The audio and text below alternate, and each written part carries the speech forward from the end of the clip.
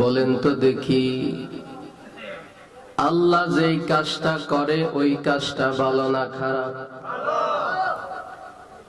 যেই কাজটা আল্লাহ করে,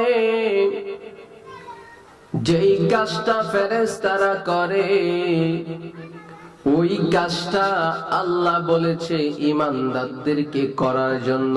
কি আল্লাহ বলেছেন? আল্লাহ কয় ইন্নাল্লাহা,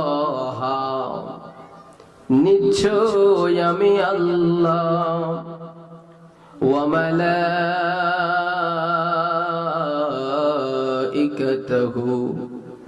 আমার ফেরেশতা সকলকে লইয়া, ইউসাল্লুনা,